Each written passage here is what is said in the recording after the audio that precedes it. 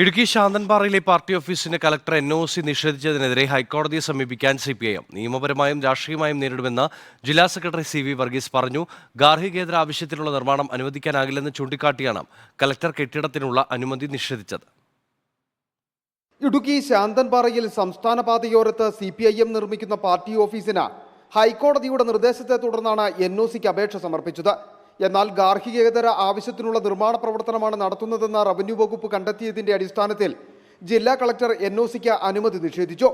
ഹൈക്കോടതിയുടെ മുന്നിലുള്ള കേസായതിനാൽ NOCക്ക് അനുമതി നിഷേധിച്ചത് സംബന്ധിച്ച് വീണ്ടും ഹൈക്കോടതിയെ സമീപിക്കുമെന്നും വിഷയം രാഷ്ട്രീയമായും നിയമപരമായും നേരിടുമെന്നും CPIM ഇടുക്കി ജില്ലാ സെക്രട്ടറി CV വർഗീസ് പറഞ്ഞു.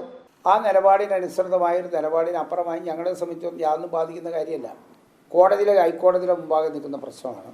ഞങ്ങൾ അന്ന് പറഞ്ഞൊരു കാര്യമുണ്ട്, നിയമപരമായി രാഷ്ട്രീയമായി ഞങ്ങളതിനെ നേരിടും. രാഷ്ട്രീയമായി ഞങ്ങൾക്കെതിരെ വരുന്ന അപവാദ പ്രചരണങ്ങളുടെ ഒരു ഭാഗമാണ്. ചിന്നക്കനാലിൽ മാത്യു കുഴൽനാടൻ സർക്കാർ ഭൂമി കയ്യേറി വിവാദം ഉയർന്നു വന്നതോടെയാണ് കുഴൽനാടന്റെ കയ്യേറ്റത്തെ ന്യായീകരിക്കാൻ പാർട്ടി ഓഫീസ് വിവാദം ഉയർത്തിക്കൊണ്ടുവന്നതെന്ന ആരോപണവും CV വർഗീസ് ഉന്നയിക്കുന്നു. കാരണം മാത്യു കുഴൽനാടൻ 50 സെന്റ് സ്ഥലം നല്ല ഗംഭീരമായ മതിൽ കെട്ടി അങ്ങ് എടുത്തല്ലോ, വിജിലൻസ് അന്വേഷണം കൊണ്ടുവന്നുണ്ടോ. അപ്പം മാത്യു കുഴൽനാടൻ കയ്യേറ്റതിനെ ന്യായീകരിക്കാൻ.